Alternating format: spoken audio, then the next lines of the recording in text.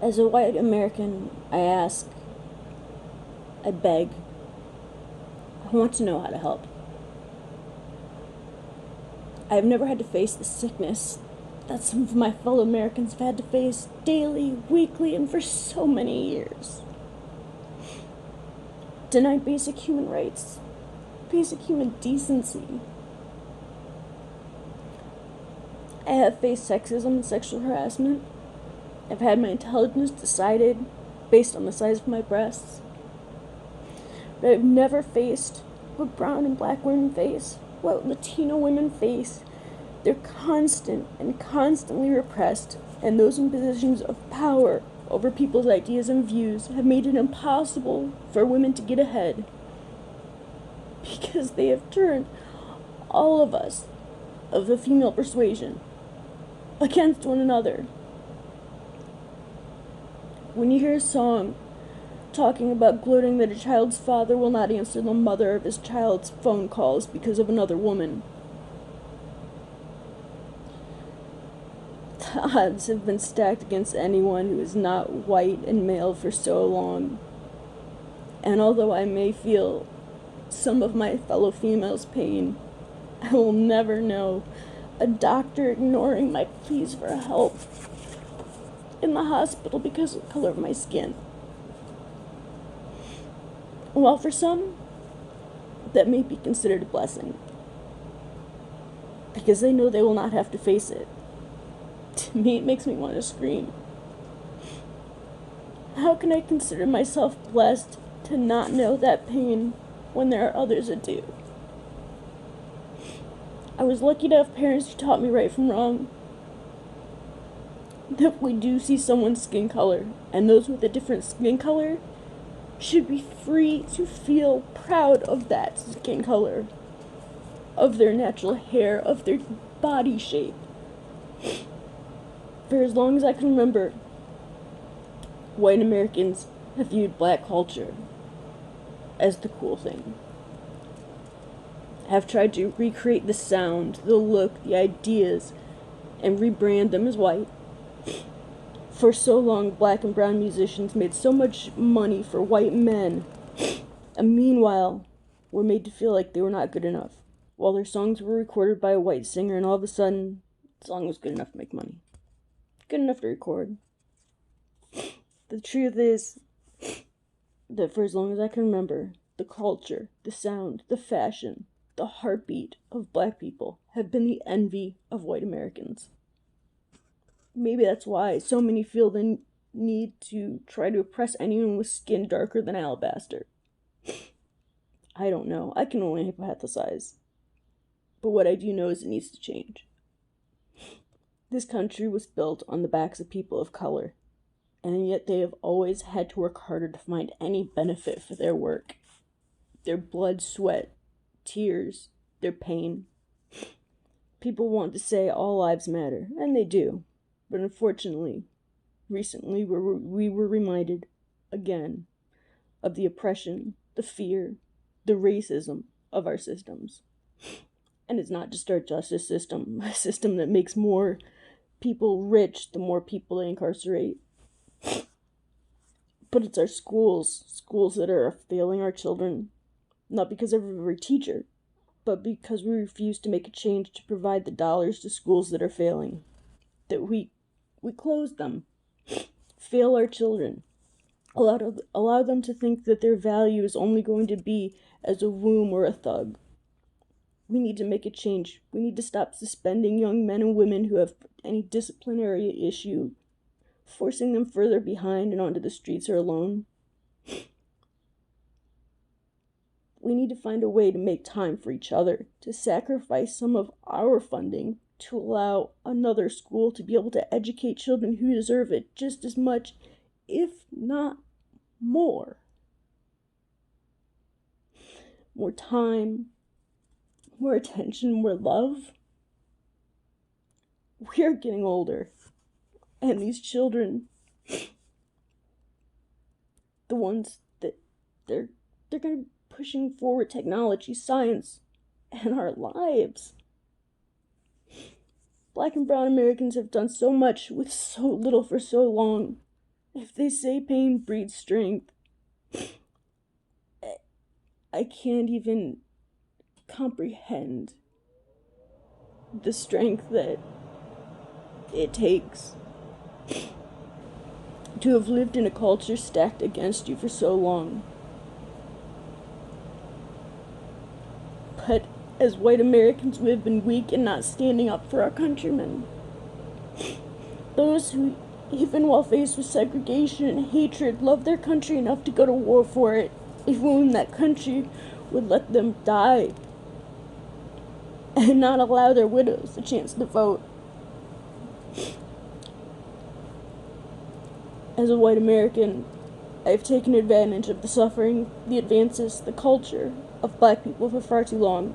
It is not because I saw them as less than, or their value as less than mine. It is because I have been complacent in not fighting harder, not fighting louder, and publicly shaming a racist system. I have viewed racism as having a stereotype based on media or our elders, and when faced with contrary behavior, not amending that belief. But how do we change our beliefs when our schools are so segregated? When our neighborhoods are no longer places where you even acknowledge your neighbors? How do we change people's beliefs when people are not having those beliefs challenged? I recall after so many shootings of black and brown people, that one of the first things the media reported was that the victim was a criminal, which made it okay, right? I mean, right? Even in the midst of the undeniable evidence of George Floyd's murder, caught on camera, there's no way to deny it. One of the first things I heard reported was how he had drugs in his system, because that somehow makes it okay. It's somehow okay to have another human in what should be your custody and care, and refuse him the right to breathe. To dare a drunk man to be a big man again and spit at you, and when he does, while handcuffed in your custody, you beat him. You destroy the mind, body, and soul of a human being who has no ability to even defend themselves. And somehow it's okay because you warned them. They're one wrong place. I take that back. No. They're being in a place, and somehow, some reason, they're not supposed to be there. As if our streets are black only or white only. They don't belong there, right? There must be a criminal. There's no reason they should be there, right? How do you even... I don't even understand how you justify that.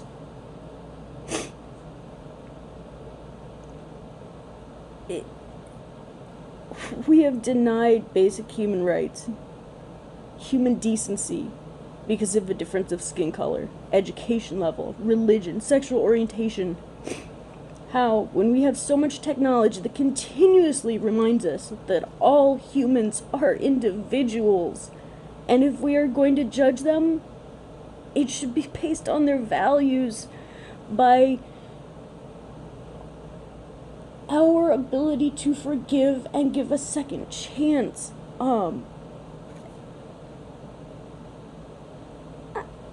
I don't understand, with all of this evidence of racism, sexism, hatred, and fear, are we not making sure we are part of the solution? The time for racism is gone. It's so far beyond gone. And I apologize to those who I have wronged by not doing more sooner. By believing media, by believing that change had been made, that somehow we were better.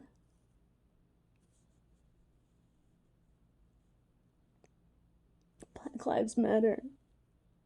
Black women matter. It's the time to change. It's the time to really have conversations and really look at who you are, how you feel when faced with evidence contrary to everything you believed. How will you react?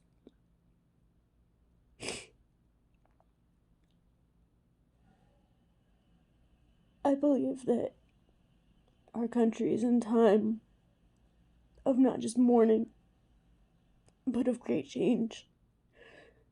And I pray that I'm strong enough to be part of the solution.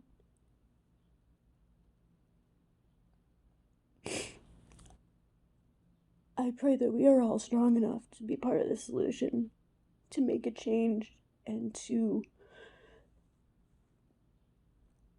right the wrongs of so many years. So, I ask, please, tell me how I can help. Tell me what I can do to stop this, to make a change. I don't have a platform. I'm not famous. I don't even do social media, really. But right now, it is such a large moment in our country, in the world, really, that I needed to ask, to beg, to find some way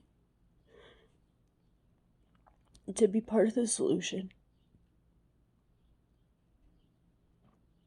Thank you.